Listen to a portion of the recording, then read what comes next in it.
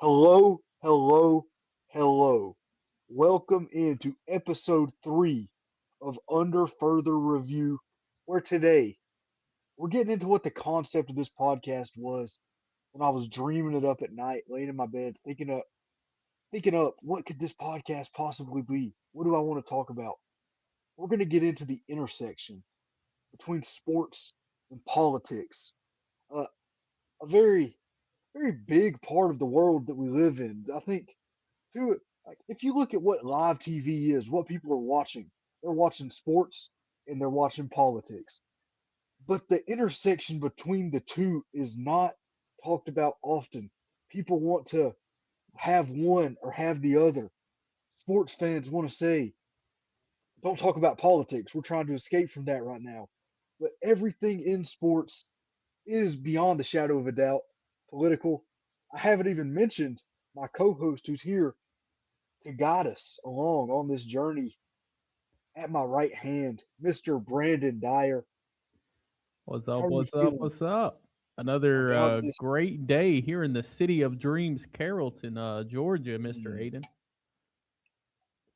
has been start of March Madness.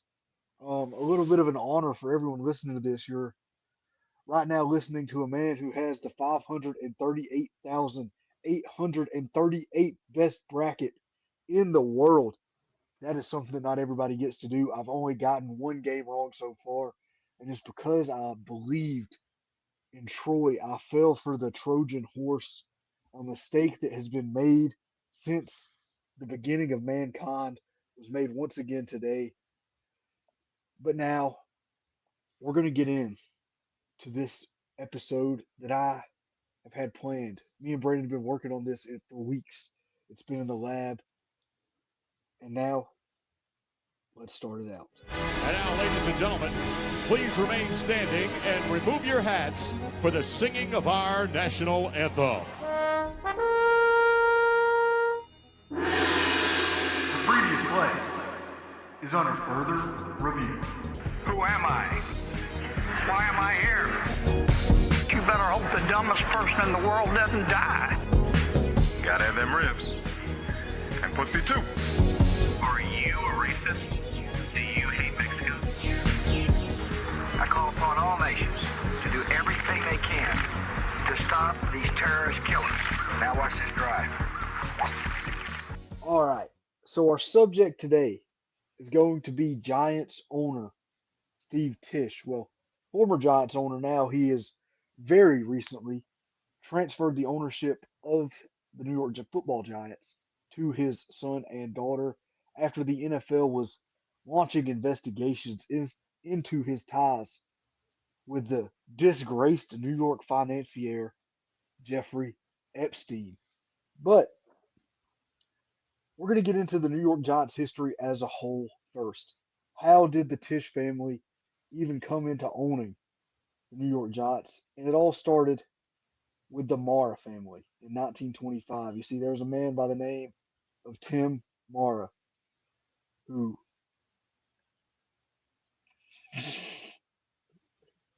hold on.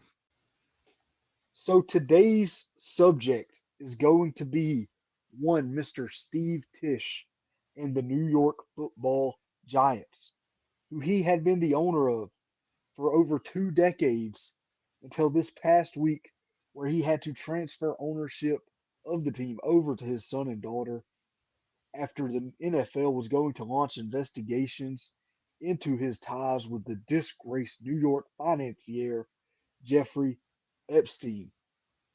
But the New York Giants weren't always a Tisch family operation. They started out in the hands of the Maras, where Tim Mara in 1925 started the team for the price of just $500. But Mr. Mara was a red-blooded Irishman from the mean streets of New York. His dad was a police officer. Mr. Tim Mara had dropped out of school at 13. He was an usher at a theater, worked for bookies to grind, to make himself some money. Ends up becoming a sports bookie himself by 18, and a doctor who had been a sports trainer on the Canton Bulldogs of the defunct one of the original professional football leagues in the United States, the Ohio Football League, refers him to the NFL, who is looking for someone to open up a team in the massive New York City market where they had not yet tapped into. So nobody wants to be in New York. It's not a good market for football just yet. They say the Midwest has all of the college teams. You've got Northwestern's a great program at the time. Michigan is a big one. They got all those national championships for them, all those big wins. Be the You have winningest the program in history. you have the Minnesota dynasty going on over Minnesota, there yeah, too. Minnesota. You can't forget the Golden Gophers. But New York did not have a college that was truly competitive with the Ivy League schools of Harvard and Yale, which were running the East Coast, and didn't have the Midwest Big Ten Conference was huge over there. So there was nothing really in New York City, and Tim Mara took a chance on creating the New York Giants, but he's not selling any tickets. He's doing everything he can this first year to try to get people to come to the games.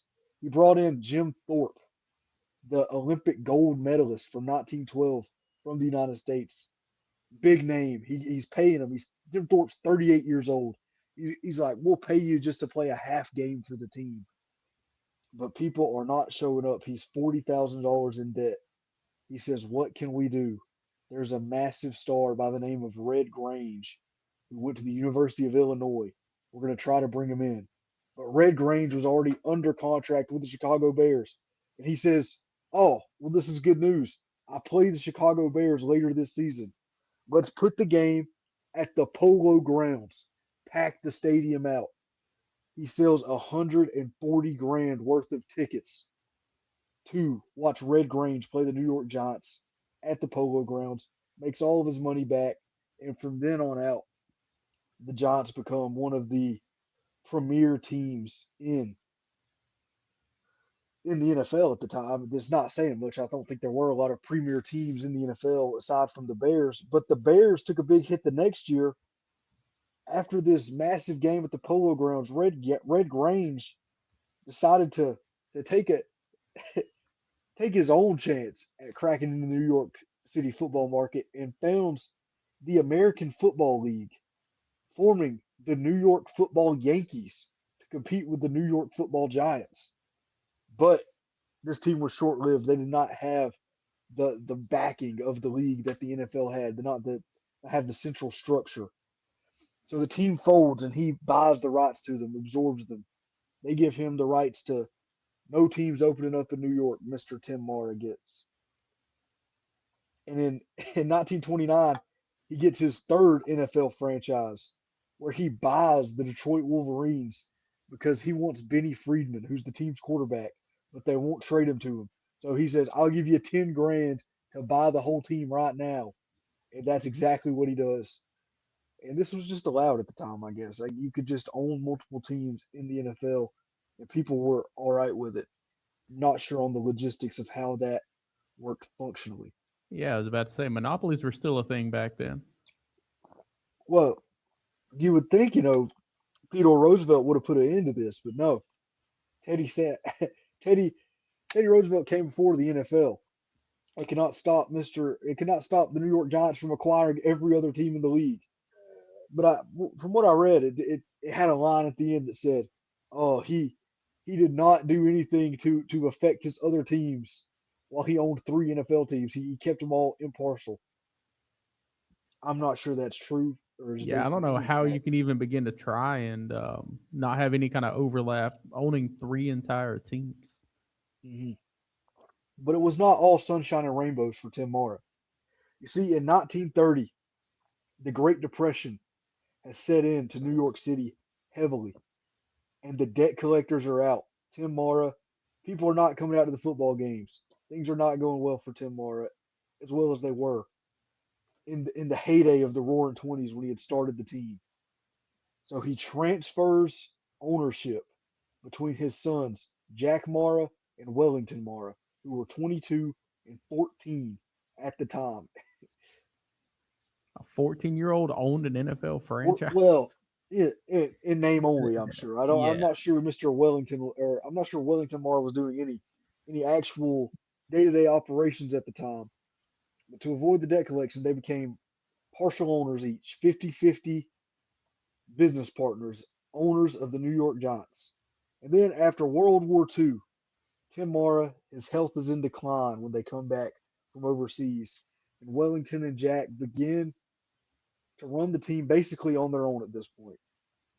Wellington makes all the on-field decisions. He decides who the coaches are.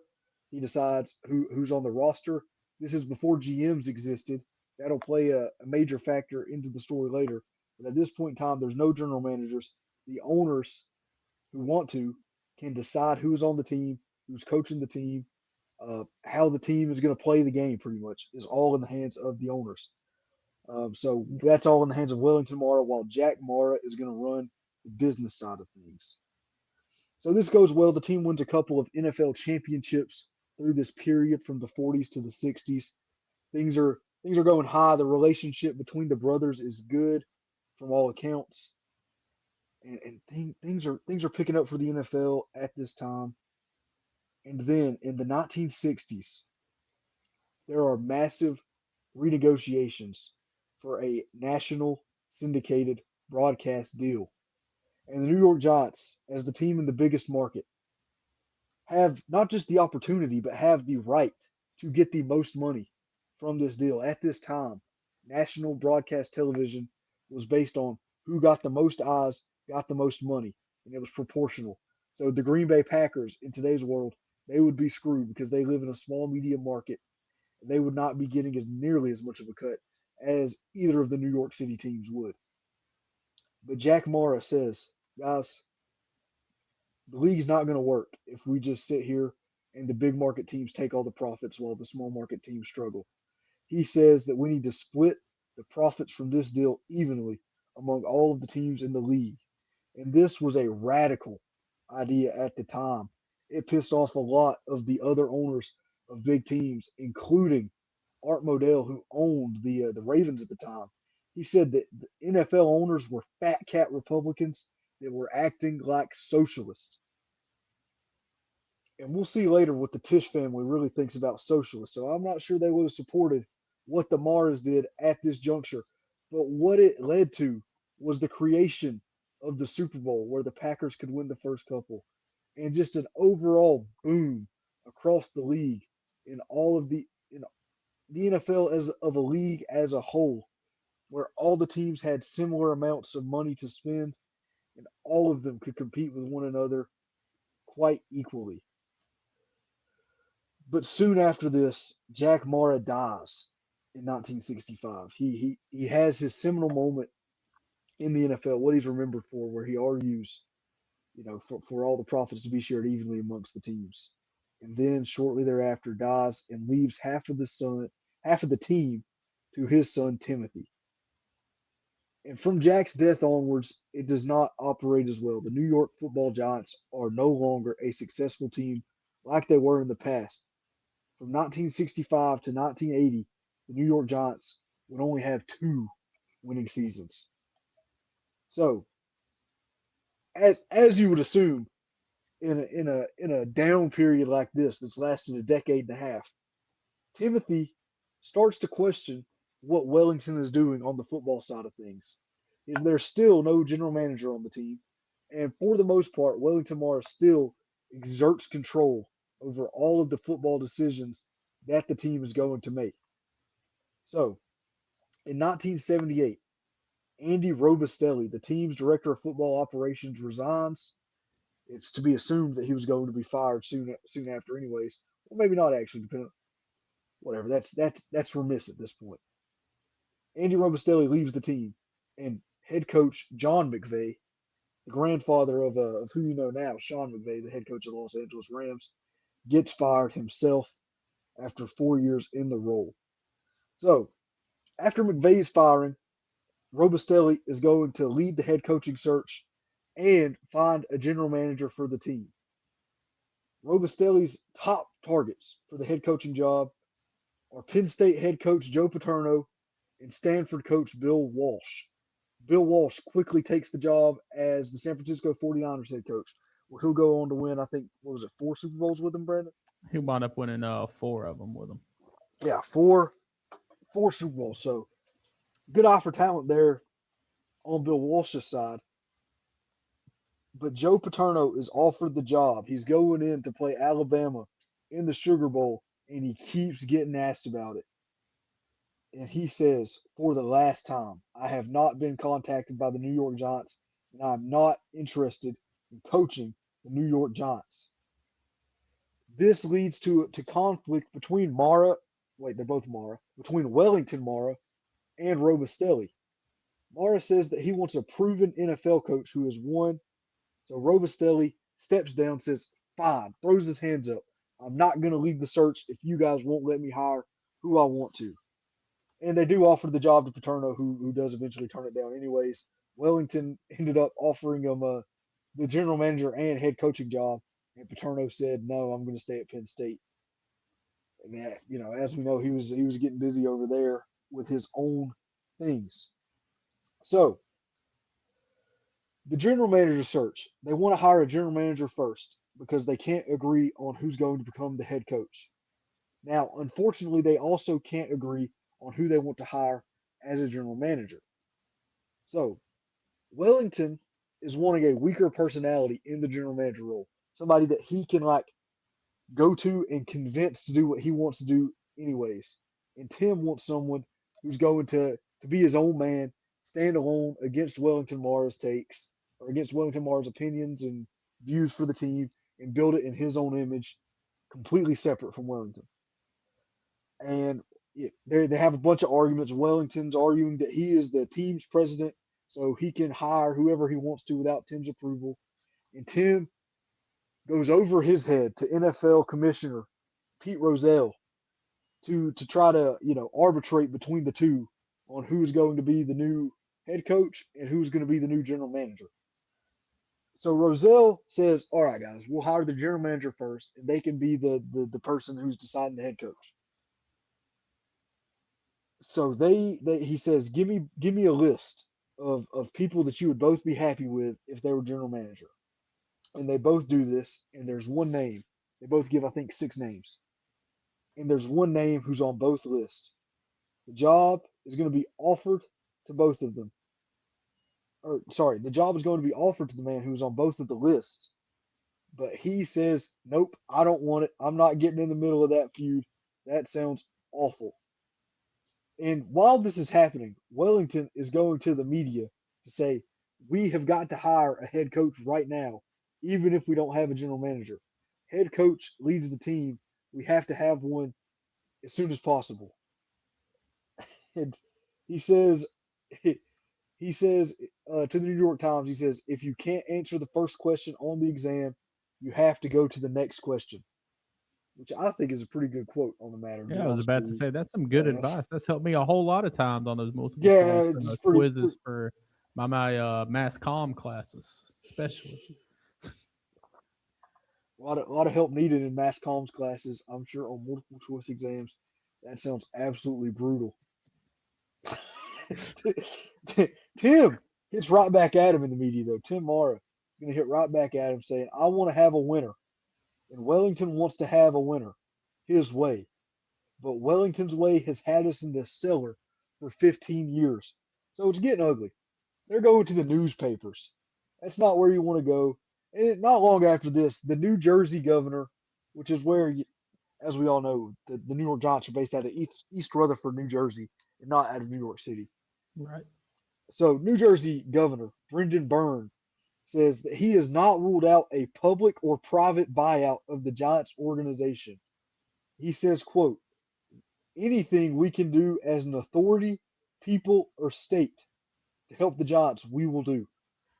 So this has become a story beyond just sports at this point. The governor is like, we've got to shut it down. This is not helping anybody. And at this, seeing the just fiasco that this has become, Commissioner Pete Rozelle says, "Hey guys, I've got a guy who's looking for a GM job, very well qualified, Mr. George Young. He'd been working in personnel for the Dolphins through the mid '70s when they had all those great teams, when under the Don Shula era, and They offer the job to him, and he takes it. In his first draft, he's going to draft Bill Sims. Later on, he's going to draft Lawrence Taylor. He's going to hire Bill Parcells as the head coach. And ultimately, the Maras and the New York Giants are going to win 2 Super Bowls through the 1980s. Well, actually, it's not entirely true because they won one in 1990, but just go with it. Yeah. Over from 1978 to 1990, team wins 2 Super Bowls, is much, much, much improved from what they were through the 60s to the 80s. And things are looking up again in New York. But what's going on behind the scenes at the time is not quite the same as what is on the field. The relationship between Timothy and Wellington has pretty much disintegrated entirely after their disputes over hiring the general manager in '78. They're not talking to each other anymore. Everybody has to, go to someone else who goes and talks to Timothy or Wellington. You can't go and talk to them directly together. You have to, relay the messages through other sources, and it's just not a great way to make decisions because they both have 50-50 ownership, not 51-49. It is entirely equal. Wellington says that he wishes that his dad would have just left him or his brother with 51% and not both of them 50-50 because it would have made things a lot easier.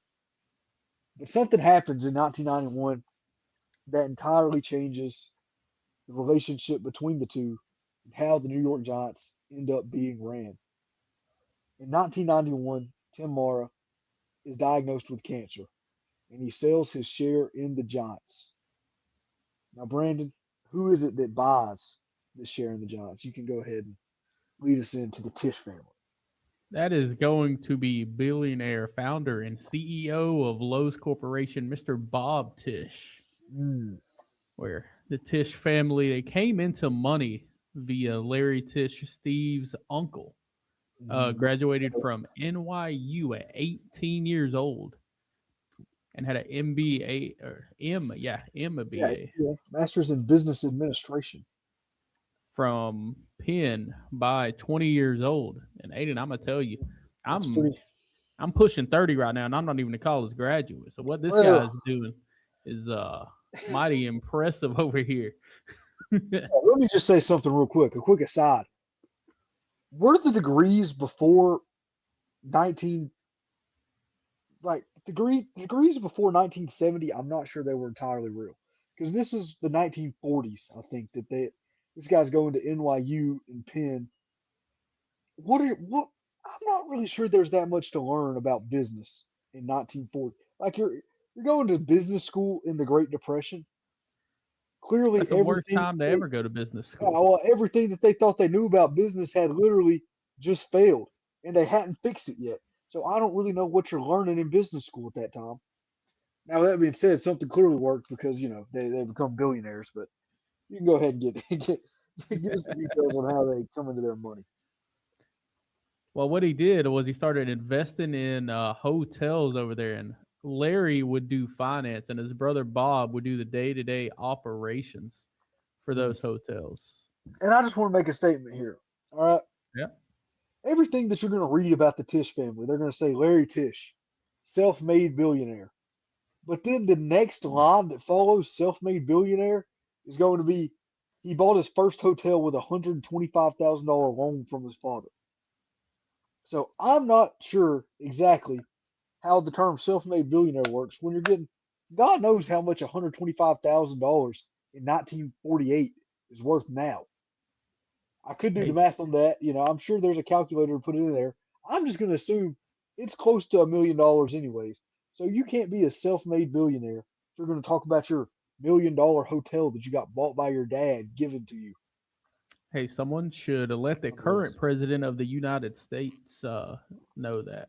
Look, to be fair, a small loan of $1 million from his dad. Yeah, nobody calls Donald Trump a self-made billionaire. Well, they used to, I'm sure, but nowadays Donald Trump calls himself a self-made billionaire. Yeah. These are profiles written by outside sources. They're talking about Larry Tisch being a self-made billionaire but his dad bought him his first hotel. That's a an aside. It's not aside from the point though. It is very on point. Is there? I'm not aware of any kind of actual self-made billionaires. To be honest I with you, they wish my didn't dad would give me inherit money. $125. I feel it, dude. I was about to say, I just had a car that I had to get repairs to. I'm struggling right now. Yeah, it's tough So, times. Dad, if you're listening, I need about $125. Yeah, this family can give you $125,000 to their kids. I can't get a small loan out here. What's going on with it? They ended up going and buying Lowe's Theaters, which was a chain of movie theaters, but no interest in showing movies, all about the real estate. Yeah. Now, Oh, that seems like a pretty smart business move on one hand of it, but I do get, if you're going to have a theater, you got to at least have some kind of movies showing over there. well, what the Lowe's theaters were is they were it was a company of theaters, believe it or not, that were located in downtown New York. And so their interest was not, oh man, we're gonna buy these theaters and they're gonna become profitable showing movies. Their idea was, let's buy this prime time real estate in New York City, rapidly growing real estate market at the time. They had seen what the Trumps were up to, and they said, let's build up our own hotels. That's also Trumpian again, not to continuously bring up the man, but and they said, let's get rid of these theaters. Let's build a hotel and luxury hotels and luxury real estate in downtown New York City. No more commercial interest. It's all real estate. Well, I guess it's not commercial real estate. Hotels are commercial. I'm tripped up in the semantics of what I'm trying to say here. But basically, the Tisches made their money tearing down the theaters and building hotels in New York City, and they repeated it in a bunch of places, Atlantic City, anywhere where there was a burgeoning real estate market. The Tisches would move into with their capital, and they would buy up a bunch of real estate and build hotels. That was generally their plan. So, to answer your question, yes, theaters are considered commercial real estate, I said especially hotels. classified. I know what theaters are. I was saying they weren't interested in commercial real estate, but they were interested in commercial real estate, just hotels and not the commercial real estate. A different kind of commercial real estate was what I was trying to say, but I kept getting hung up on no, no, no, no, no, when it was kind of. Well, then old Larry moves over to the next big thing. So he tears those theaters down to build some hotels and apartments, and Yep. everything go into tobacco and insurance companies. Oh yeah. They really diversify out of real estate in the 80s when Reagan's in there and the economy. Taxes come down. You don't have to deal with liberal Dwight Eisenhower or liberal Richard Nixon taxing you to hell. Now Reagan's in here. We got no corporate taxes. Our tax rates on our income are way down. We can go and buy the whole world up. We're going to buy the insurance companies. We're going to buy the tobacco companies. And soon enough, Larry Tisch himself is going to be hired as the CEO of CBS in 1986. And yeah, he is in that role until 1995, where he ran it like private equity. Fired at half the company, sold books, music, and magazine divisions, and refused to renew the NFL deal and lost rights Yeah. over there at So old CBS. in this period of time, he's CEO of CBS for a decade. Private equity guys are going to do what private equity does every time. A little bit of advice to anybody out there who is a consumer of products. So this is advice to literally everyone listening because you do buy things. If you hear that something that you enjoy, something that you cherish, something that you look forward to on a weekly or day-to-day basis is being acquired by private equity, you might want to start to look down the barrel of a shotgun because it's going to hell. All right, private equity, what these guys do, they're going to come in, and they're going to cut everything that is not necessary to make money. So they're going to take down the level of quality in the product. They're gonna fire everybody who's not doing the bare minimum to create the product and put it out into the world. And you this is a tale as old as time nowadays. Private equity buys a company, the company becomes garbage. People say, "Oh man, they don't make it like they used to." When in reality, things would be made like they used to if it was not for the brutal, oppressive, capitalistic system we live in, where profit is the only thing that matters for these companies and not manufacturing a quality product, which is what happened for CBS at this time. He sold all of their stuff that was not television pretty much. He sold all of their publishing companies, all of their music, all the fine arts, books, music, and magazines. He said, "We're done with that." They probably weren't making money as much money as the TV because it's the finer arts, man. You're creating art with it. You can't measure everything by profit all the time, but Larry Yeah. Tisch can, and Larry Tisch did. It's And a at this time, very oh, man, I get looking at it that way as a businessman, but I'll never understand it as a common man looking at it that way. oh, well, I don't think these are common men, and they never have been. They probably never will be. Is the dude grew up wealthy by all means. He grew up. His dad was a manufacturer of clothing for schools, for private schools. Made school uniforms and sold them and made a lot of money that way. These people are raised in the idea of profit, and that is their full thought. No one creates a soulless individual like a small business owner. Like people whose lives depend on suckling a dollar out of anyone that they can have a tendency to create the most evil and just completely out of touch with what the world is really about beyond a dollar people. Money is everything, and all else is can get thrown to the wayside.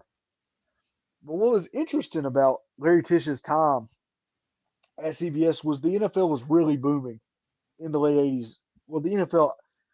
Here's the thing about the NFL. I feel like they're always booming. I feel like the NFL since the invention of the television, or even before then, football has kind of always been growing. I don't know if there's been a point in American culture where football has been in decline compared to other major sports that have had their ebbs and flows. Like the MLB was huge with Barry Bonds and Mark McGuire in the early 2000s, and the NBA had their big moments in the 80s with Bird and Magic, and then again in the 90s with Michael Jordan, and then it kind of dipped, and now it came back up, and now it's back down again. But the NFL has kind of just always had a steady rise. I just kind of when I was doing the ebbs and flows of the way that the different stock prices would have turned, I did kind of just do a Nazi salute while doing the NFL stock graph, what I would imagine it would look like if they were a publicly traded company, because it is just straight up and to what would that be The to the right. right, up and to Yeah. the right. I had to do the math in my head real quick, and yeah, never a downswing for the NFL, but CBS at this time where they're like, we got to cut the money and make everything as profitable as possible. They said we no longer need the NFL to be broadcast on CBS, and they would lose their rights to the NFL, where they had John Madden doing the games for a long period of time. It was a really iconic broadcast team. They would end up losing it because they didn't want to pay the money to carry the NFL anymore. They lost it to, I believe it was Fox, who still holds the NFL is kind of just broadcast everywhere now. I Yeah, can't. they've moved over to where it's everywhere. Like it's on Netflix, it's on CBS now, it's on Fox. Yeah, there is. It's And what's the Thursday night platform? Is it Amazon? Amazon Prime, yeah, you can get the Yeah. NFL. I think if you pay enough money, they'll play the NFL behind your eyelids when you lay down at night. But Around this time as well, also in 1986, Bob Tisch, Larry's brother, the father of Steve Tisch, who ultimately is what this episode's about. Even if it is, we're nearing on 30 minutes and we have not touched Steve Tisch yet, but we're getting there. I promise you. Well, we're not Bob Tisch. Ukrainian women. That's a joke that has not been yet established, but that is true. You can't touch Steve Tisch unless you are underage and Ukrainian. Allegedly. Allegedly. Please don't hit me with anything anything legal there, Mr. Tisch. I am absolutely terrified. Actually, no, I'm not terrified of defamation. Steve Tisch did probably have sex with underage Ukrainian women. And I can say that because it's probably true. Okay, so All right. that's the ultimate defense against defamation for everybody out there listening. You can't be committing defamation of character if what you are saying is true. Fun fact That is for true. That is a point on what would it be considered? Would it be considered libel? No, it'd be That's right. slander because Yeah, we're saying it out yeah. loud. Libel and slander. They use both interchangeably. I'll be honest with you. I've taken a few constitutional law classes. I'm not entirely sure on the difference between libel and slander. Oh, this is where my mass calm comes in handy, my friend.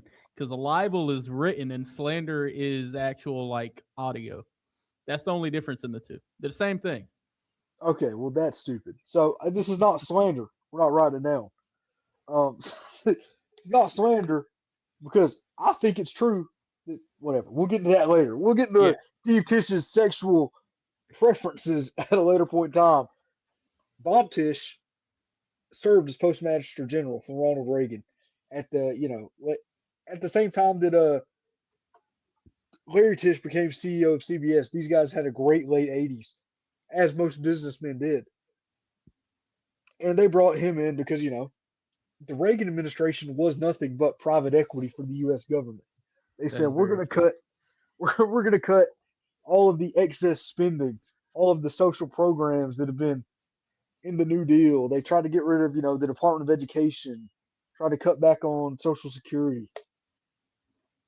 They said, look, we don't have to worry about the lower class if there's not a lower class. We just go through and they're all just going to die off.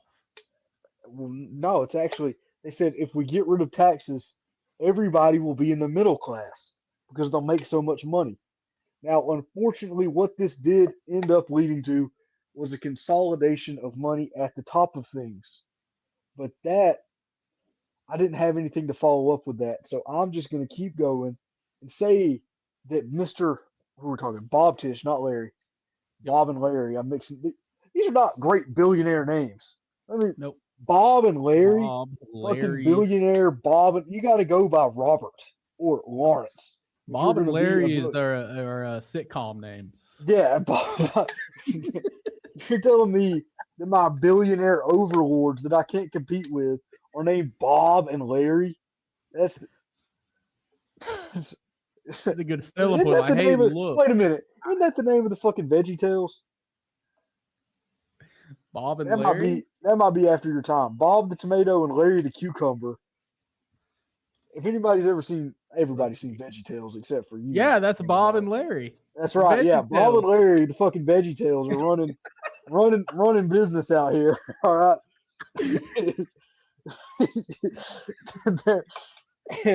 and Bob, as Postmaster General of the United States, Larry's out there cutting everything from CBS. He says we don't need to make any fine art. Bob, as running the post office, says we also don't need to do anything. I don't know what you could possibly cut from the post office, but he cuts a bunch of spending, and people are loving him. People are hyped with it, and people are so excited. They say, "Bob, you've done such a great job cutting spending from the postmaster's office. Cut another $1.2 billion from the budget in 1988." And Bob says, "I'm quitting." And he goes back and works at the Lowe's Corporation again because he says, "I've cut everything I can. I can't." He's made the post office as efficient as possible. Which, you know what? A lot of things that I've hated on this time with private equity, but I don't know if they're private equity should run the post office because I don't think that the post office running efficiently and cheaply is probably a good thing. The grand scheme Yeah. of things. You never want to hand it to the Nazis. But shout out No. Ronald Reagan on that one. Maybe. I don't. Nobody fucking knows what the postmaster general does, or if there is wasteful spending at the. Maybe everybody got their fucking mail 2 days later and it sucked. I don't know. I wasn't there in 1988 when he cut all that money from it. Whatever. I'm done commenting on this. After his time at running the post office, he would buy the New York Giants in 1991, coming off their 1990 Super Bowl win, and coming off the news of Timothy Marr's cancer diagnosis. He steps in, says, I got it from here. And during the opening stretch of the Tisch ran Giants organization, the team is not terrible. The team is much better than they were in the 70s or in the late 60s and throughout the 70s, but they were not what they were in the George Young era. George Young ended up making a bad coaching hire after Bill Parcells. I can't remember the name of the man that he hired after that, and I'm not sure that anyone in New York City, even the biggest Giants fan, can tell you who was the coach of that team after Bill Parcells because they were entirely irrelevant for a few years.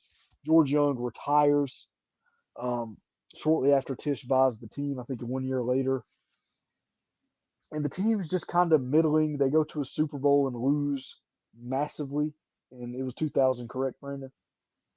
It was, yes, 2000 to the Baltimore Ravens. Get That absolutely makes me feel better. destroyed in the Super Bowl. It's a good team. You can't blame them. Where allegedly Ray Lewis allegedly. may have killed a man before That is that is the true. night before the Super Bowl. Yeah, that is the Ray Lewis murder Super Bowl. That's a fun fact that I had not thought about or realized in the research for this episode. That is the Ray Lewis murder bowl that the Giants got murdered in. I was about to say he may not have murdered someone the night before, but he sure did murder the Giants offense. The Giants the that day night. after. That is very true. I think he probably did murder that guy though. Please don't send me a season 6. That's a problem. Allegedly. Many have alleged it. I'm not the first to say it. So, Bob Tisch. Wait, yeah, Bob Tisch. Sorry, Bob and Larry. I'm getting them mixed up right now. It's like I'm watching Larry the Cable Guy. There we go. Bob Tisch dies in 2005, and he hands his ownership stake to his son, one Stephen Tisch. I'm not sure if his name is Stephen. He goes by Steve, and that's his name. So Mr. Steve Tisch acquires the team upon his father's, Bob's, death in 2005. Brandon, who is Steve Tisch? Well, he's one of the only people in the Tisch family, I think, that has a normal first name. Like Steve Tisch just kind of like has a ring to it. Like, you know what, that guy can make a little bit of money. But his uncle and his dad, unfortunately, did not have that grace. Maybe they went and they just gave him the name Steve because they were like, you know what, one of us has to sound normal over here. Well, but Bob Tisch's first name was Preston. His name was Preston Robert Tisch, which is I'll be honest wealthy. with you. That sounds like a wealthy guy. Yeah, that's a wealthy name, but he went by Bob. Preston Robert Tisch, aka Bob.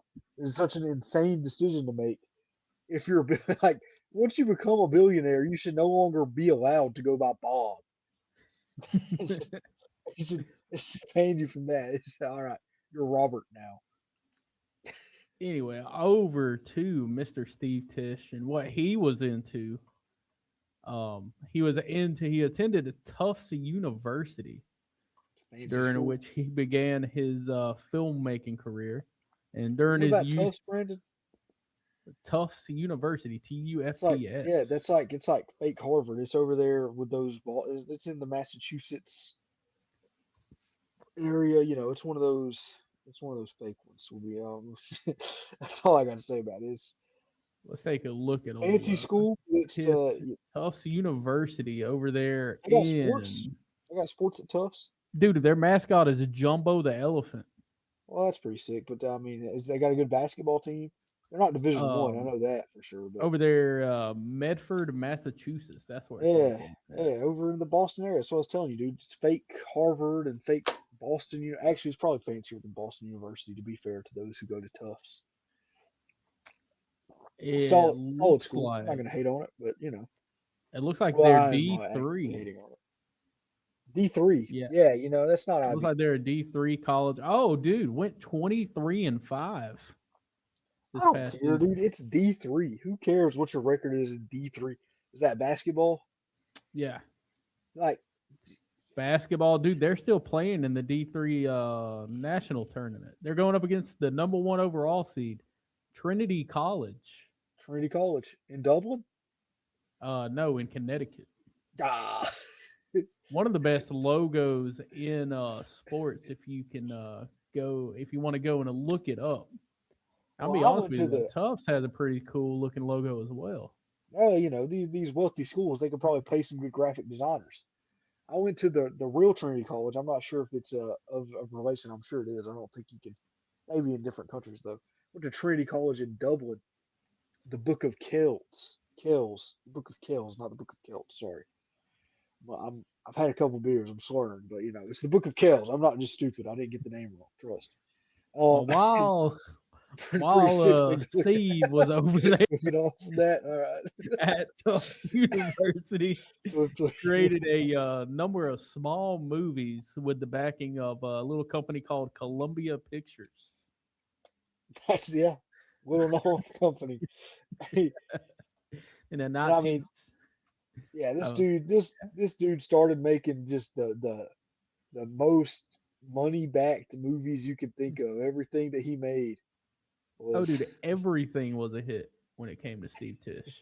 Steve Tisch From was his very first movie in 1976, he left Columbia actually to go and create it. First feature film was Outlaw Blues, a movie uh, made in that 1976. was I'll be honest with successful. you, Aiden. Yeah, I don't know if you that I taking don't that know if off I've of even the ever Steve heard of Tisch that movie. website. Yeah, a successful movie. 1976 is Outlaw Blues. I'm sure that was a Oh, classic that we all know about. the film is about an ex-convict and songwriter trying to break into the music business in Austin, Texas. Austin, Texas in the 70s. Oh yeah. I mean, I didn't know Austin had that big of a music scene back then. Shout out to That's pretty cool. I fuck with Austin, Texas. Had I like some music. Susan St. James and Peter Fonda. Peter Fonda. Okay, I know him. He was a big actor. Henry Fonda and Jane Fonda. Yeah, I know Pretty big Jane actor. Yeah. Fonda. Yeah. Well, Henry Fonda is potentially the GOAT, one of the greatest actors of all time. And I don't know who Peter is, but I'm sure he was related to maybe his son, probably his son. If I had to make a guess with the gun to my head. It looks like one of the reviews on this that was left by New York Times film critic A.H. Weiler found the film to be, quote, pleasantly palatable, if not especially nutritious. Nutritious. That's how I describe things as well. Pleasantly palatable, But not especially nutritious. not especially nutritious. Damn, I would have been pissed. I'd have been Yeah, super dude. pissed if they said my movie wasn't nutritious. That sounds pleasantly palatable, if not especially nutritious. That sounds like a patty melt, and I'll be honest with you, that sounds pretty good right now, Aiden. Actually, you know what? A lot of things are palatable but not nutritious. That's kind of just the world we live in. Things that are palatable tend not to be nutritious. And Steve Tisch, I would love to know what Steve Tisch was doing on these movie sets. Because Brandon, you got a list of the just insanely big movies that Mr. Tisch was involved in? Well, he took a 7-year break after that before releasing his next movie. Mm. And that movie was a movie by the name of Risky Business. And if you don't know, that's Tom Cruise's first lead role ever in a movie. It's pretty big stuff. So, little guy named Tom Cruise, he took a chance on and wound up going through and making him probably a whole lot of money on that movie. I'm sure. I doubt he was hurting for it before. Took a chance. He was. But If it went then, bad, he was only going to be worth 1.7 billion instead of 1.8. and then 10 years later, he Actually, wound up being the producer for Forrest Gump. and the executive producer for American History X a little bit later on after that one. So some pretty big movies Some tied major, to major Mr. movies. Tisch here. And this is, this is something that Epstein would get involved in later. Not. I don't think Epstein had anything to do with Steve Tisch's movie career. Peggy Siegel is a big name that gets brought up a lot in the Epstein files. She really got killed by him, and she was a major like Oscar nominee hunter who would go in and do the private screenings of movies with the Oscar voters and really be the person championing the movies to go win Academy Awards. But that might have been a point of contact actually for Tisch and Epstein. I have not. Say Katie not Siegel? Peggy Siegel. What's her Oh, name? Not Peggy Siegel. Yeah, Peggy Siegel is a major name that has been in both. Was like Epstein's Hollywood connection after he got out of prison in 2008 for his first sex crimes arrest. It was Peggy Siegel really brought him into the Hollywood world and um really connected that the Hollywood connections with the financier connections that Epstein had in his. I mean, he was still a very well connected man before his 2008 arrest, but from that 2008 to 2016 period, I think is where you see Epstein hit his stride. That's when he was really getting after it in Hollywood and with Woody Allen and that his big connections. I think his more famous work, if you will. I thought you said the name Katie Seagal popped in my head when you said that name, and I was like, "There's no way that Katie Seagal was involved in this." Yeah, no, I don't know who that is, but she's not involved. Oh, you ever seen Married with Children? Never. That's a show, Oh. though, isn't it? That's a big show. Brandon, you're old, yeah. man. I was about to say, you need to watch Married with Children. Oh, Really my good gosh. show. It probably formed my dad into the asshole that he is today. Wait, is that the Al Bundy show? Yeah. Oh, okay, yeah. Al Bundy, he scored 4 touchdowns or something. Yeah, scored a four Well, there you go. touchdowns for Polk County High School. Still a rushing record to this day. Aiden. It's a guy in sports history that We don't know if nobody ever anybody's beat talks it after about. the school. I think it gets talked about plenty. I've never seen Married with Children. I've heard about Al Bundy's 4 touchdown game. Now, that goes over all of it. That's the most important thing you can find is that 4 touchdowns from Al Bundy. What were we talking about with Steve Tisch? Where we linked Forrest Gump over to Katie Seagal. That's right. He did produce Forrest Gump. I was talking about how I wanted to know what Steve Tisch was doing on these movie sets because I can't imagine Steve Tisch. Now, I don't know the man, and I never will know the man, and I don't think anybody knows the man because this is a dude who has no stories about him anywhere, no, like, a creative you would think would create something talking about themselves every once in a while with their own life experience. But Steve Tisch seems to have no life experience whatsoever except for buying things, except for putting money in the hands of other people create, which kind of, the opposite of what his uncle was doing when he was the head of CBS, cutting the books and the magazines and the music side of things to focus on creating live news and sports coverage. Steve Tisch said, "Hey, we're gonna make some movies," and he funded a whole lot of movies. This man has funded movie after movie after movie, and has been credited as a producer, as an executive producer on many things.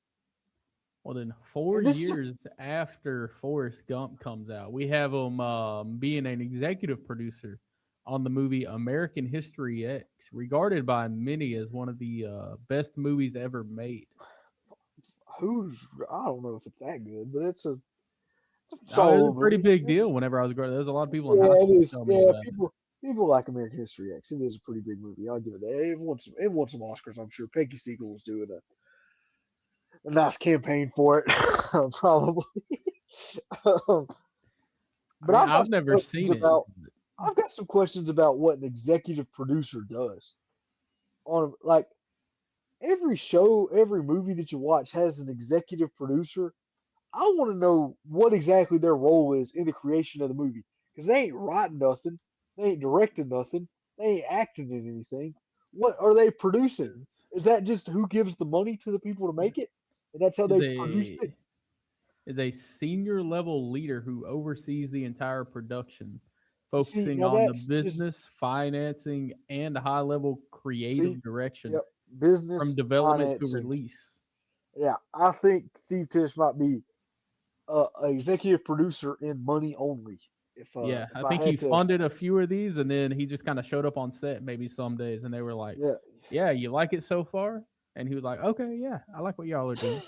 I would love to hear some of the direction that he executive produced Sex Tape with Cameron Diaz and Jason Oh, Segel. I was about to I would get to it. Yeah. I would love to hear what Steve Tisch was saying on set needed to be added to the movie Sex Tape. So There's yeah, dude, Forrest Gump, American History X, but went and executive produced probably no bigger movie than the movie Sex Tape, what, featuring dude? Cameron Diaz. Forrest Gump is 3 times bigger than Sex Tape. What are we talking about? It's a featuring Cameron Diaz and Jason Segel. This It's a movie, I decent think I movie. want to say Yeah, this movie came out in probably like 2013, 2014. Like the premise of this movie though was you'll never these guess. this married couple went and made a sex tape, Oh wow. and then they wake up the next morning, the sex tape is gone, and they go and it's like an hour and a half of them trying to go and find this sex tape. Now I'm gonna be honest with you, Aiden. I've seen the movie, but I don't remember the actual end of the movie. So I don't know if they even wind up going through and finding it. But That is some great commentary. That is great to know. I'm sure but they I do. will They say it do. has a Jason Segel in it. I'm a big Jason Segel fan when it does come to movies. See, I was gonna ask if he's in Forgetting Sarah Marshall. That's him, right? Yes. Okay, cool. That's a good movie. You know, One everybody of one like. of my favorite movies of all time is Forgetting Sarah Marshall. Yeah, that's a great movie. I was. I, I just can't imagine Steve Tisch doing anything but looking beyond the name Sex Tape and saying, "Yep, yep, that's the one we're investing I'm like, there's a movie in." named Sex Tape that has Cameron Diaz in it, you guys. What else? What else can we ask for?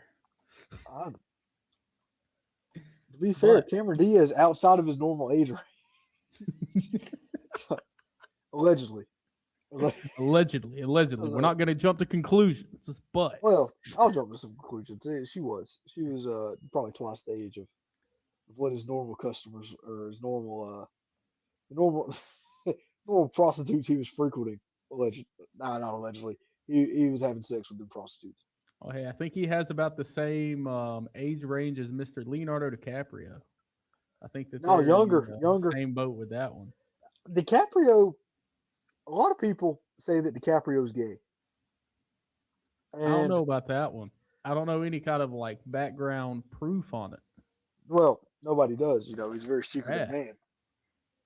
I kind of buy DiCaprio being gay. You know, I'm going there's to a be good. honest with you. I could probably look at The Wolf of Wall Street. That might be a good example of trying to make out his homosexual fantasies. Okay, all right. I don't know. I don't know what that is implying or entirely means. Well, no, I think it's just like the people that it might just be more about the people that love those The people movies. that you say the I people that think that like like Wolf of Wall Street are overwhelmingly gay. well, yeah, I group them in with also the same people that love American Psycho, and I feel like Uh, American Psycho might take the. is a I feel cause like that it's is a closeted movie. I'll be honest. Though. There's a lot of guys who have like internal homophobia, a lot of repressed attraction to men are big fans of American Psycho, and you know probably Wolf of Wall Street. But I like they're think so Leonardo DiCaprio homophobic. himself might be, you know, at least bisexual. Maybe Allegedly. everybody in Hollywood is nowadays, allegedly. Aren't we all? But he did not stop at movies. He went and he made executive produced a Dirty Dancing TV show That sounds awful. after the hit movie Dirty Dancing. That Well, show that would make ran sense. in the 80s. Tried to get a little bit of a buck off of that one. Didn't work though. Only had one season and 12 episodes. Well, So the audience did not receive that I one don't well. know. Has that concept ever worked where they have a popular movie and they try to make a TV show off of it and it works? Because they try to do the same thing with 10 Things I Hate About You, where they try to make a TV show afterwards. And I don't think that's a concept that's ever going to work.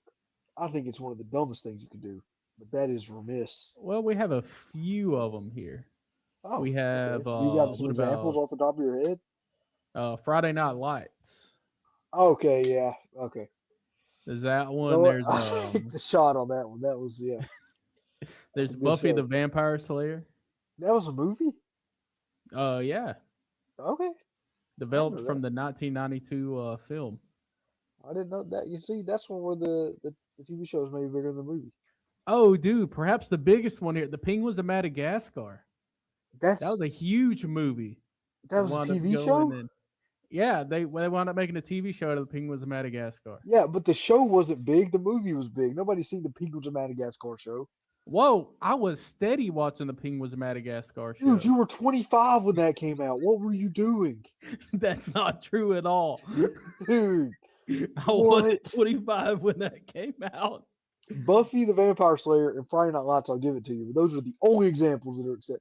Oh, Nobody was wait a watching minute. the They have Penguins of a Madagascar. dude, they have a Uncle Buck series What is adaptation. Uncle Buck? I don't know if you've ever seen Uncle Buck. All right, you're Had John Candy in it. no, and I've never seen it. We're losing But the plot Steve, though. Steve, yeah. Steve Tisch had interest outside of just the movie industry. Brandon, what else was he interested in? Well, I do have one final note for Okay, on the movie. him Sorry, as a TV moving on too guy. quickly. My bad. Still in his TV days. He has an uncredited appearance in an episode of Seinfeld. What episode? Oh, I'm gonna be honest with you. I don't know what episode it is, Nobody knows because but it was just uncredited. says in the it just says in the thing, "Man with hat." That's the only thing that it says. And I'm sure Steve Tisch was a seminal fit. Steve Tisch and Larry David debating on how to. Yeah. Larry David has a lot of pedophile connections, you know, but I don't think he was. I think he just. This is the episode. The plot to an episode of Curb Your Enthusiasm one day will be all of the pedophiles that Larry David has befriended on accident. Alan Dershowitz and Larry David, and Steve Tisch and Larry David, and well, I don't know if Steve Tisch ever friends. He was in Seinfeld, so they probably were. Larry David, a friend of everyone who's ever been on Seinfeld, of course. Okay, now we can get out of his movies and TV credits, right, Brandon? Now we're on to his broader political connections. Yes. Whoa. Wow. Mm. I must mention that he also does have a star on the Hollywood Walk of Fame. Well, Got it who in doesn't? 2001. Anybody So can buy one of those. we traded off the Twin Towers for Never Stephen Tisch forget, Hollywood yeah. Walk of Fame star. Never forget Steve Tisch's Hollywood Walk of Fame. So yeah, they just kind of offset each other on that one. You have a really Well, bad thing happen and a really good thing happen. that's right. One tragedy, one new dawn. But recognizing the value of storytelling and its ability to increase dialogue and understanding, Steve made a Ooh. transformative gift to Tel Aviv University. Is over there that's in got to be, Israel. dude? You took that quote off of a website. There's no way that was some media department bullshit right there. I don't think Steve That Tisch knows was. a damn thing about the value of storytelling or its ability to increase dialogue and understanding. And if you did know a thing or two about storytelling and dialogue and understanding, you wouldn't be giving no money to damn Tel Aviv University's Department of Film and Television. Because the Tel Aviv University Department of Film and Television is probably making fucking propaganda films about how they're probably the ones producing these Benjamin Netanyahu videos that we've been seeing coming out. Benjamin Netanyahu at the coffee shop. That one's coming out of the Tisch family school of film. Wait, what is it? The Steve Tisch School of Film and Television Yeah. in Tel Aviv. That's who's all the. literally, you haven't been watching the end credits on these videos like I have. The Mike Huckabee one that came out today, that was a Steve Tisch work, a Steve Tisch That joint. It's Spike Lee popping up at the end of it, a Steve Tisch joint. He he finally moved up from executive producer. Now Steve Tisch is directing. We're getting to see his artistic vision, and it's the videos of Netanyahu that are dropping every day to prove that he's alive. Steve Tisch is directing the Netanyahu proof of life videos. well, he's making sure that you use all 5 fingers on your handshakes on set. That's exactly right. You got to make sure that you're shaking hands with all 5 fingers. Oh, But he also has ties to American universities, Duke no and way. UCLA. Oh my gosh. Where UCLA, their brain sport program is what they call it over there. Mhm. They're working on. Tisch donated a whole lot too. Their mission is a quote unquote establishing the world's most advanced diagnostic and treatment program for athletes and young people who have suffered concussion and brain injuries. And this kind of does tie into like the Epstein verse, where Jeffrey Epstein was very involved with the bioscience sphere of things. He was very into how do we get to live forever.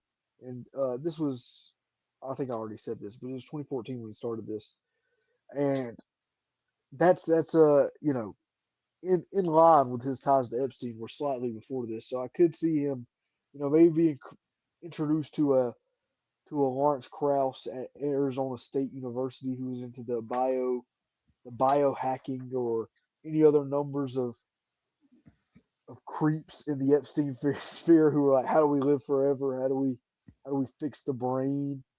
And you know, he of course had the Giants that he was owning at the time as his tie back into sports. This was around the time that concussion came out, so people were making big deals about how to prevent concussions in football. And we've started to see the breakthroughs from that in football today. So shout out to them for making that a big deal. Not Steve Tisch, of course, but you know, The shout out to Will UCLA, Smith. Shout out to yeah, Will Smith, the great Will Smith. Who's never done anything wrong. Yeah, he started a lot of Steve Tisch oh produced film, Pursuit of Happiness. no, yeah, I forgot to mention one of the Yeah, you other didn't mention films that he was a Pursuit of part of Happiness. Yeah, was The that's funny. Pursuit of Happiness, one of my Yeah, favorite he movies might of he all was time. probably very heavily influenced by concussion to go ahead and start the UCLA brain sport program. You know, a lot of concussion stuff. Well, what's his ties to my predicted NCAA basketball champions, the Duke University Blue Devils? Well, he has a building there named after him, the Preston Robert Tisch Brain Tumor Center. Oh, Oh, that's that's his Bob Tisch dad. after his dad. Yeah, his Yeah. father. Yeah, So yeah, nice. okay, they named that after his dad, not him. Shout out Bob Tisch. The Bob, Shout you know, out Bob. I'm glad that he went with his wealthy name for the Brain Tumor Center named after him. It'd have been the Preston Robert Tisch Brain Tumor Center has a much better ring to it than the Bob Tisch Brain Tumor Center.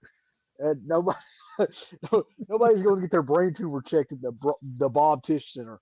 So I'm glad he knew which which name to use when it came to the fancy Medicare stuff that you got to really worry about. He's like, this is a Preston Robert Tisch Tom and not a Like, Bob Tom. yeah, Bob Tisch. That doesn't sound like a real person. That sounds Well, like some kind of just generic fake name. it doesn't sound like a wealthy person, I'll tell you that. Shout out to Bob. The last thing that we're gonna touch with him doing film Oh yeah, this is his is last. that he's the only person to ever win both an Academy Award and a Super Bowl ring. And you know what? May he be the last ever. Because if there's one thing, I'm all for my politics and my sports being involved with each other. Those things can be overwhelmingly involved with each other, and that's great. We need our politics and sports are interlinked in a way that we cannot quantify on a day-to-day basis. But keep sports and art as far away from each other as possible. Those fucking things need to stay so unbelievably far, except for sports movies, or not even sports movies, baseball movies. Make Oh a yeah, baseball movie a year, but everything else, keep the sports and the art as far away as possible. Nothing else is good. Nothing else is worth consuming on any means. Aiden, what's your favorite baseball movie? Moneyball. I've told you this. You've Oh yeah, never that even is right. seen Yeah, Moneyball. Moneyball. Yeah, Yeah. but I love Moneyball. Moneyball's not even just my favorite baseball movie. It's one of my favorite movies. I love Moneyball. I cry Is every time that? Chris Pratt hits the home run to set the AL record for Whoa! most. Don't spoil it for me now. I want to Brother, watch. it came out 20 years ago. If you ain't seen it now, I mean, you It can't give didn't a come out spoiler 20 alert for a years movie. ago. Yes, it did. It didn't come Nah, out it came 20 out like years ago. it's like a 2012 movie. It came out like Oh yeah, I was 15. about to say 2011. We're approaching there. This was 15 years ago. Yeah, okay. Sorry, the movie came out 15, not 20 years ago. My Yeah. bad. My apologies. Whatever. Those 5 years Watch the matter. movie if you're gonna. You can't complain about a movie that came out in 2011 having All right, spoilers. I am gonna ask you one question though. All right, ask me a question. I love questions. Does Chris Pratt play Mark McGuire in the movie? No. Oh, Mark because it McGuire's has to been do with the off. Oakland A's, right? Yeah, like the 2003 Oakland A's. Mark McGuire was way gone. They were Oh, okay. I they're heard the they're Oakland replacing A's. they're replacing Jason Giambi in the movie. That's what That's what Chris Pratt plays. He plays Scott Oh, Hatterberg, replacing Jason Giambi at first base. that's a shame. I think Chris Pratt could play a really good Mark McGuire if he tried to. I'll be honest with Well, you. Kind this of was has when he that. was a little. This is pre steroid Chris Pratt, so he was still a little tubby, and maybe would not have had the steroided out body of a prime Mark McGuire. Oh, this was a Parks and Rec Chris Pratt. Yeah. This is like his first like serious role, I would say. Now I'm not a Chris Pratt historian, so that may not be entirely true. But we'll see. So you may be thinking this guy, nothing I might really be. bad that Oh he's yeah, been Steve. involved with. You might think this Well, you guy's know, okay. We're just we reading about a gave good guy here, we gave the highlights here. We didn't give. We but haven't gotten to the lowlights yet. This is. but But it came out that he is involved with Mr. Jeffrey Epstein, head of the Epstein files, where he was mentioned over 400 times in a in way, files aren't we relating all to him. involved with Jeffrey Epstein? I think we all are. I'm gonna be honest with you, Aiden. I think you On a just type in a deeper, name to try on and. a deep. Well, no, hey, let's not say that. I'm not named in the Epstein files. We don't have to say that. I'm saying we're all involved in our way. You know what? I was gonna say some fucking liberal bullshit. Keep it moving. So let's go through and highlight some of these emails that were sent back and forth between Mr. Tisch and Jeffrey Epstein. We Oh, have I would love to. the first mention of Jeffrey Epstein and Steve Tisch as a meeting happened on March 6, 2013 in an email from Jojo Fontanilla, who is an Epstein housekeeper and was a driver for Jeffrey Epstein. Sends an email over to Jeffrey Epstein that says, Jeffrey says Steve Tisch might come over around 7 to 7:30 tonight. Snacks for everyone! Exclamation point. Yay. What kind of snacks do you think they were having there, Mr. Aiden? Well, many would say cheese pizza. Now, I'm not sure that I'm a Pizzagate guy, but you know, I'm sure they were probably having prostitutes, underage prostitutes would be my guess. Dude, I think they're just having some goldfish. Oh, Goldfish, okay. good snack. That just maybe they were people of class, so they probably had, what do you call those things? Charcuterie boards. They were just kind of like placed all That's around what you the call Jeffrey Epstein Island apartment the island apartment. house. And no response to that one at all, though. Oh man. Could not find a response to that one. But then April 23rd rolls around, and there's an email that is sent to Jeffrey Epstein. It says Steve Tisch has confirmed he will come for breakfast tomorrow at 9:30 a.m. instead of 10. Yeah, I mean he was there's numerous mentions of Steve Tisch and Jeffrey Epstein. Here's the one I have from Jeffrey Epstein where he sends one word Emily to Steve Tisch. Steve Tisch says, "Who is Emily?" Epstein says Tahitian, speaks mostly French exotic. And then Tish says, "Do you have any pictures?" And I'm sure Jeffrey Epstein had many pictures, but they are not included in this tranche of files released by the released by the Department of Justice. Um, they discussed many things in their time. And by many things, I do mean they pretty much exclusively talked about women, young women from Ukraine. That one was Tahitian, so a Tahitian woman, Ukrainian women, young women. Epstein. It got so bad at one time that Tish. Hold on, I'm trying to find the exact quote here. I don't We like do have this records. email chain from Tish to Jeffrey. Starts the email chain out. Hi, Jeffrey. I just had lunch with your assistant's friend, redacted name, who I met at your house Wednesday morning. Very sweet There, girl. this is Do you exactly know what I was looking anything for. about her? Yes. Thanks. Okay, I'll be Steve Tisch. Thanks, Jeffrey. Curious to know about. I will contact pro or civilian. And then Steve Tisch sends a phone number, and Jeffrey Epstein says, He says, no, but I will ask, redacted. I will get all info. Did you contacted the great ass fake tit and then redacted name? She's a character, short term, has an older boyfriend going to acting school, a 10 ass. Now, I am happy to have you as a new but obviously shared interest friend. mm. A new but obviously And then shared he interest says, hold on, you've missed his next email 18 minutes later. Send me a number to call. This is Jeffrey Epstein to Steve Tisch. Send me a number to call. I don't like records of these conversations. That's So, some very difficult things to look at from what Steve Tisch and Jeffrey Epstein were talking about. It was ultimately, at the end of the day, prostitutes. yeah, That I was was, about to say. yeah, Great I ass mean, fake tits and a 10 ass. That for sure probably has to be a prostitute. I mean, he went great ass and a 10 ass back to back. I mean, that seems a little bit redundant. Well, I think the first ass is just kind of like emphasizing how great the fake tits were. Because he says Oh, great ass fake you're tit. saying it's great ass fake tits, Yeah. 10 ass. Okay. And then I separately, was taking it the as 10 great ass. ass, comma, fake tits, comma, 10 ass. And I was like, oh, that just seems, that just seems a little bit like you're Also in this beating a email, dead horse.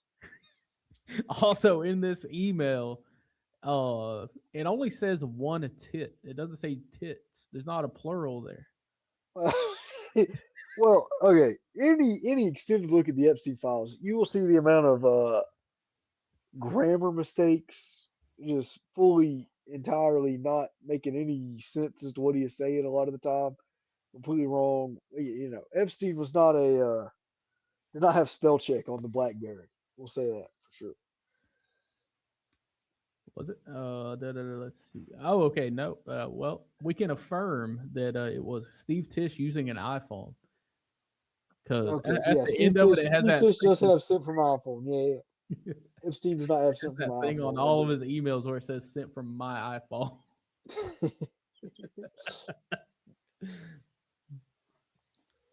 Steve Tisch went for the Apple. And they had extended correspondence. What they got next? We were in April just then, weren't we? Now we'll go to May of 2013. Yes, May 1st of 2013, where we have a pretty good amount of where they're going to a Knicks game, or well, no, where they're trying to meet up, and Steve Tisch is taking his son to a Knicks game. Oh, and he's going to his house after the next. Go ahead and read it off to us. Yes, Mr. Jeffrey Epstein starting the conversation here that says, "Do you want to catch up with Woody and I on our walk?" Oh, and that's of course Woody Allen. All-time Jeffrey Epstein associate. And Very, then very. 3 hours later, Mr. Yep, Steve Steve Tisch Tisch. writes back, I've got him. I've got him here. Still an NFL meeting. You can be Jeffrey Epstein. I'll be Steve Tisch here. And here's Jeffrey Epstein. Okay, why don't you stop by after? I'll be home. You missed some fun. I have a 5 o'clock meeting, then taking blank to Knicks game at 6:15. I'm free tennis. Oh, that's redacted on yours? Oh yeah, what's the name on it? Sorry. Oh, it just says my son. Oh okay. I got then taking to Knicks game. Yeah, okay. Perfect. I'll be home at 9:45. Can I expect quotes trouble? I can invite the Russian or redacted to meet if you like. Is she fun? Do you mean is she as funny as Woody? No. You missed a great laughing walk. She's a character. How was redacted name? We need to discuss redacted. Of So course. It just says yeah, of course. we're laughing here, but that is probably some very sinister things happening there that we do not entirely have. That it was a prostitute is most likely the option. Well, even worse, how unfunny can this Potentially. prostitute be to not be as funny as Woody Allen? Well, hey, to be fair, to be fair to Woody Allen, as many of us try to be in every situation in our everyday lives, a lot of people say Woody Allen was a great comedian. A lot of people say Woody Allen made some great romantic comedies. Some of the, people love Annie Hall. Any film buff you talk to will be like, dude, I fucking love Annie Hall, even if I hate Woody Allen. I've never seen it. I'm probably never going to watch a Woody Allen movie in my life if I had to. I'm actively trying to avoid them personally. But Yeah, maybe one day I'll get struck with a need to watch some Woody Allen movies. But gonna be honest with you. I've heard of people some of these people movies, but I've never seen one. I mean, Woody Allen was a very, very famous and popular, in movie like director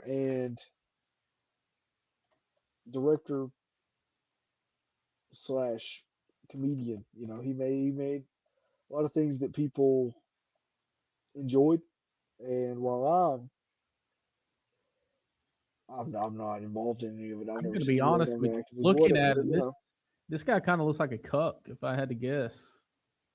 Woody Allen, yeah, he Yeah. did. I don't know if you know the story about Woody Allen. This is a pretty famous Woody Allen story to anyone who is involved in the a pretty well known thing.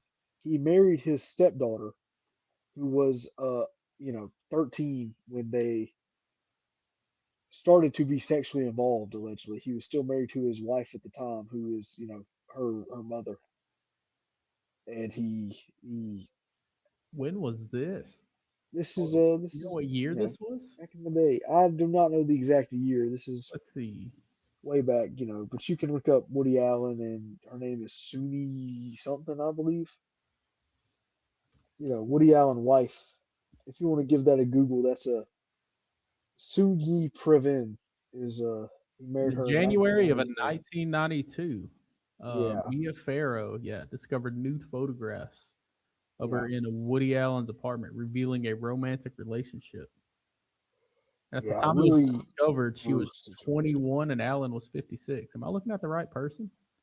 Yes, yeah, Soon-Yi Previn Oh, okay. or Previn, I don't know, but they, she was a adopted child of Mia Farrow, who was his wife, and they allegedly began to have a relationship, and it's pretty gross. Uh, the guy, Yeah, the it's guy created the stepdaughter genre, uh, the original. yeah. I mean, he was a partaker for sure. He was all about that. Woody Allen is an all-time creep, and That's very maybe true. one day, maybe one day I want to watch Annie Hall. I don't see it I'm happening gonna be anytime honest with you. I soon. don't think I can get past the creep part of it. He's a pretty bad guy, but apparently made some great rom-coms in the '60s. People are all about Woody Allen. People say, Other people, not me, but many people say. Go ahead and move on to the next Tish part. We can move on from Woody Allen. We have just a week later, we have an email that's sent over to Jeffrey Epstein. It says, call, or no, it's a reminder alert for Jeffrey Epstein. You know, emailed reminders in the old 2013. Reminding him to call with Tisch and Reed Weingarten. I think that's how you say that. Weingarten? Weingarten is how I Weingarten, pronounce it personally. who was a central figure in several high-profile cases, including representing former U.S. Representative Jesse Jackson Jr. in a campaign funds misuse case and securing a major acquittal for former BP executive David Rainey.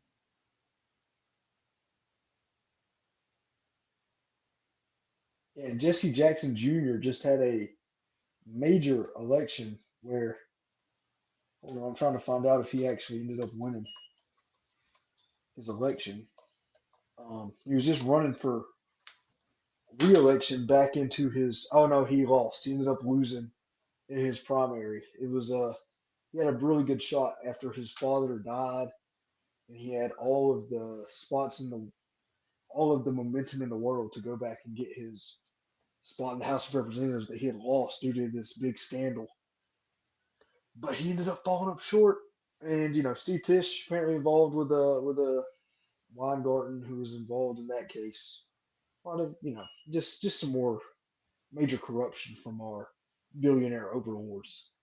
Oh yeah, dude. I was about to say Weingarten sounds like a stand-up guy who's just representing people for a misuse of campaign funds. And I'm gonna be honest with you, I don't think it's ever a good sign of morality if you're involved with acquitting a former BP executive. And we move over to June 3rd of that same year.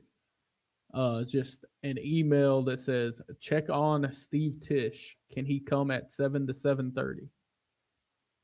There's not really too much to look into Yeah, on just that. just another classic meeting between a meeting of the minds between a couple couple of pedophiles, a meeting of the minds, 7:30. But then October 6th, 2013, we have an alert for him. And it says, alert for a Giants game with Steve Tisch. Now, Ayden, Yes, sir. who would you think the Giants would be facing in this game that Mr. Tisch and Epstein are going to go to?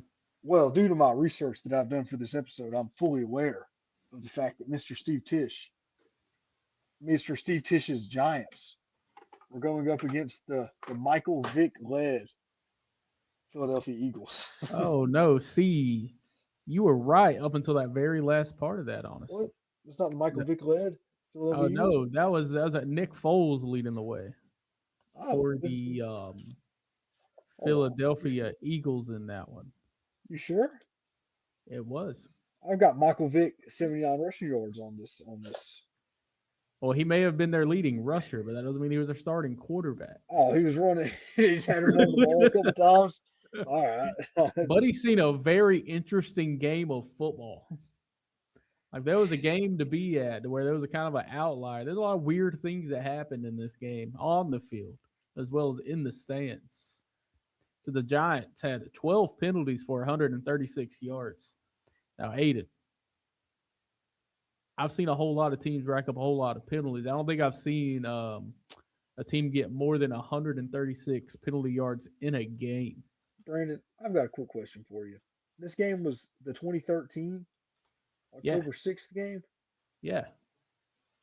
Okay, the notes that I'm looking at are entirely wrong for this because I have the Eagles falling to 3-5 on a 15-7 win in a highly uninteresting game where Matt Barkley is the quarterback for the Eagles, throws for 158. LaShawn McCoy, 15 carries for 48 yards. Peyton Hillis at running back for the Giants, 20 carries for 70 yards. As the Giants pull out an ugly one to improve to 2-6 on five field goals and no touchdowns. October 6th, 2013. This is on October 27th. But they wait a minute. They played twice in 3 weeks. Hey, you'll have I'm that so with lost division right now. rivals sometimes. I'm so lost right now, dude. Yeah, I They played have 2 games in October. Okay. I have Yeah, the that was Giants and Eagles. Sorry, I did research the complete wrong game. I was looking at Giants and Eagles. Yeah, this is Eagles at Giants, where the Eagles won in a more of a shootout game. 36-21. Nick Foles, Mike Vick, 7 carries for 79.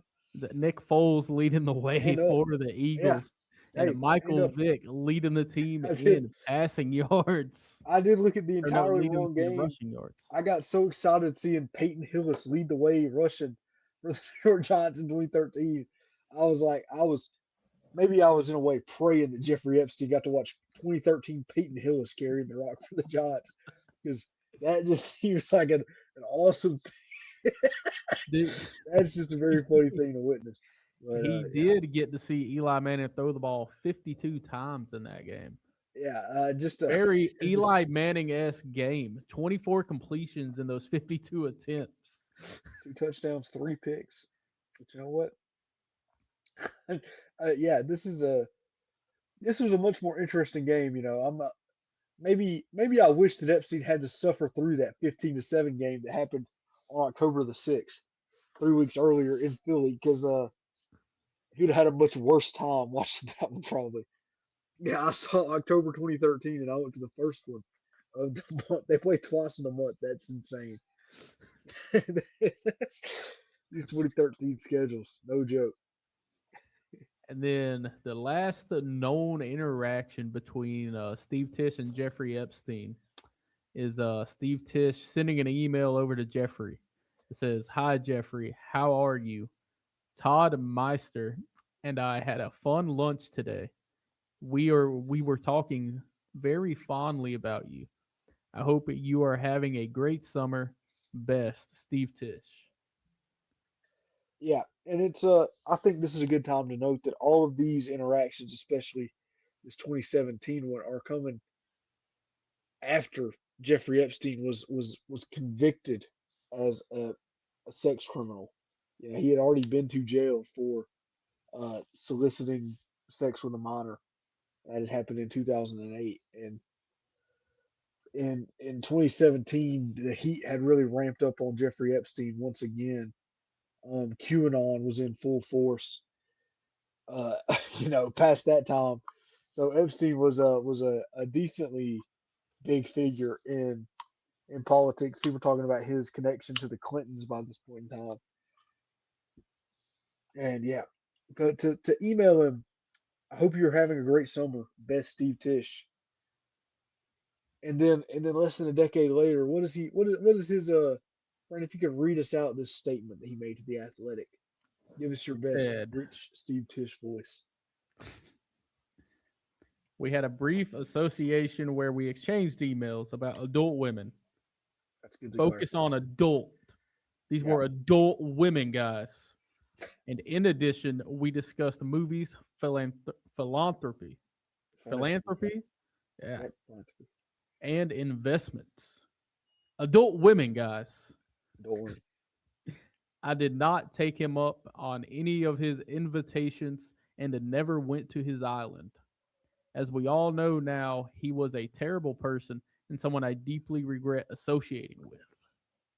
You see, and the point that I really want to take an issue with in this section of the statement is, as we all know now, he was a terrible person because you know nearly half or 5 or 6 years before Tish first established connection with him in these emails, Epstein had already been convicted as a sex criminal. So to say, as we all know now, he was a terrible person. You knew that from the start, and you Yeah. didn't mind. And you can't say, someone I deeply regret associating with when you're emailing him about girls with what is it, great ass fake tits and a Got 10 great ass. ass tits and a 10 ass. Great ass fake tits. You can't forget the fake part. Yeah. Just, ugh. uh, Steve Tisch, really, really a bad person, and he had been, people will say when you make a stand against the NFL and against their owners, be quiet. There's no politics in sports, but sometimes in sports you do need to revolt against your owner. The owners of sports teams, as we will get to in later episodes, are some of the absolute worst people on the face of the planet. And the fact that you just want to be completely and entirely uncognizant of what is happening behind the scenes with these politicians and with these owners while they run your pockets, while they profit off of your interest in the sport entirely, you have a moral obligation and a just like you're just dumb. You're just straight up stupid if you want to ignore the political reality in which these owners are using your money to do absolute evil things. Like if you bought a Giants ticket between 2005 and 2026, it went to a pedophile. That is a fact. And now if you continue to buy Giants tickets, it's going to go to the family of a pedophile, and there's nothing you can do about that. I mean, you can't go out there and buy the Giants and stop it from happening. That's the reality of the world that we live in. I don't Yeah, have anything. I do think there's actually kind of like a mindset that a lot of owners do have, where it's kind of I feel like with them being so rich, they feel like they're untouchable, and with Well, that comes them thinking that they're not going to be held accountable to a lot of things. I mean, I don't think we're about to see anything come against Steve Tisch other than he had to pass down the team to his kids, but he's in his 70s now. That's not really a major punishment for him. He's going to be dead in a decade anyways. Yeah. Um, and the fact that he's going to get to live that decade free after, this is not a country. The people that will claim to be their number one concern is law and order and following the rule of law, they will be willfully ignorant of the things that the wealthy in this country have done. They will continue to be that way because they don't want to think about it. They want to avoid every semblance of political thought that they can until it's put in their face. Oh, dude, And I think Steve another Tisch, thing is just kind of like I think that billionaires just kind of I don't want to say they do a good job at doing it, but they do a don't want to damn hand him to good Hitler. job at like making sure a lot of people think that they're the victim in a lot of situations. Well, yeah, I mean, you got all the money in the world to do it. I mean, the That's just best I like, think I could think of an example off the top of my head. With the New York City mayoral election that we saw this past year, where Mamdani was running against Cuomo, and Cuomo had all the backing of the billionaires, and you kept hearing this point that if you elect Mamdani, all the billionaires are going to move out because they don't want to pay their higher taxes. Like, these poor billionaires are going to be the victims of higher tax rates after they've been running your pockets dry for decades. now, man, they're going to be taxed a little bit, and they're going to all leave the city. And you've seen Mamdani get elected, and you've seen zero billionaires leave the city of New York. And one of the leading contributors to this narrative and to this idea that Zoran Mamdani was going to kill the city of New York was the Tisch family. Here's a quote from the Atlantic, I believe. Over the past 6 months, the Tisch family contributed over 1.3 million to fix the city. A super PAC focused on opposing the mayoral candidacy of Zoran Mamdani, the Democratic Socialist who ultimately won the election. So the Tisch family and the money that you're giving to the Tisches is going to two places. It is going to Israel, and it is going to oppose progressives in major cities. Jessica Tisch is the current New York City Police Department commissioner, and she has been that since the last mayor Eric Adams was in office. and she's run the department in a way that is not conducive to any real change. She's continued the vast corruption that is present in the New York Police Department. And this is just what you'll see from these billionaires who the system has worked for and will continue to work for. If you keep putting them in positions of power, they will keep beating you down and taking every last dollar out of your pocket. Steve Tisch is an evil guy, and I'm glad that he is no longer an owner of a team in the National Football League. As am I. As are you. And with that, I believe that we've covered our bases on why Steve Tisch is evil, and hopefully have opened the eyes to many sports fans out there who want to plead ignorance, because ultimately ignorance is bliss. But ignorance is allowing pedophilia to happen underneath your nose right now. And with that, we will request a change happens in the National Football League and in all sports leagues at large. If you're a sports fan, please try to pay a little bit of attention to politics and to have a little bit of a guiding light in these two major worlds that run America. Keep it tuned in right here on the Under Further Review podcast. We'll be right back next week with some more political and sports related news. We'll see you in the next one. Goodbye, good night, and bang.